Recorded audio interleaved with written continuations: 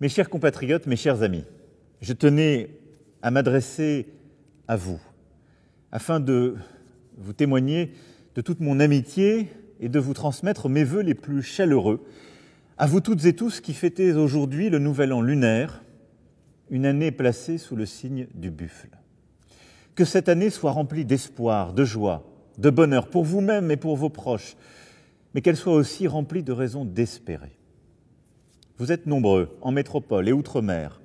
à partager cet héritage culturel et à faire vivre ce lien avec la Chine, la Corée, le Vietnam, mais aussi avec une grande partie de l'Asie du Sud-Est, ce lien qui nous permet de tisser ensemble les fils de notre histoire commune. Par votre dynamisme, par votre engagement dans les mondes culturels, artistiques, associatifs, économiques, politiques, vous contribuez à ouvrir la France à de nouveaux horizons, à construire l'avenir de notre pays. Et que vous soyez dans l'Hexagone ou dans nos territoires ultramarins, ce sont autant de ponts qui sont jetés vers vos pays d'origine, vos familles, parfois les pays de vos familles, même si cela remonte à plusieurs générations. Ce sont ces liens culturels, linguistiques, ces liens d'imaginaire qui rendent plus fort notre pays et auxquels je tiens tout particulièrement. Alors que chaque année, cette période est festive et qu'elle est en principe l'occasion de revoir avec émotion nos proches, de partager des repas en famille, de donner aux aînés toute l'attention qu'ils méritent, je sais aussi combien, en ce moment même, la pandémie vous prive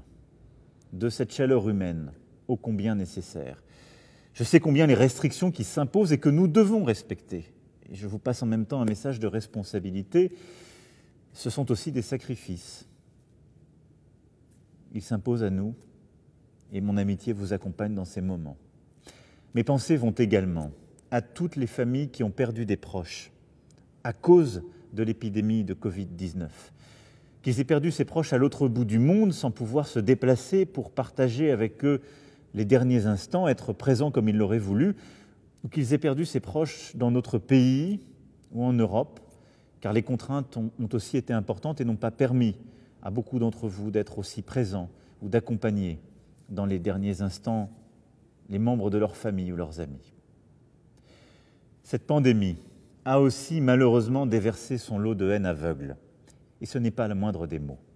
Dès les premiers jours de l'épidémie dans notre région, je me souviens des attaques, des accusations, de la discrimination que nous avons vécue, que vous avez vécue.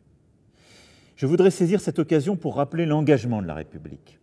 de n'accepter aucun racisme, aucune insulte, aucune violence, quel qu'en soit le motif. La sécurité de tous les membres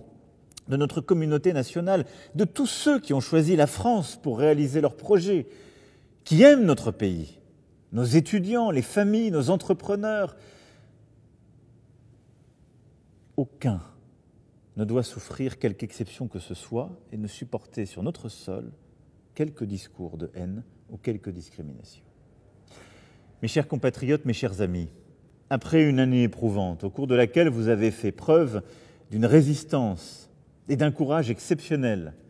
qui, dit-on, sont parmi les caractères des femmes et des hommes nés sous le signe du buffle, je vous souhaite à nouveau mes meilleurs vœux de santé, de réussite et de bonheur.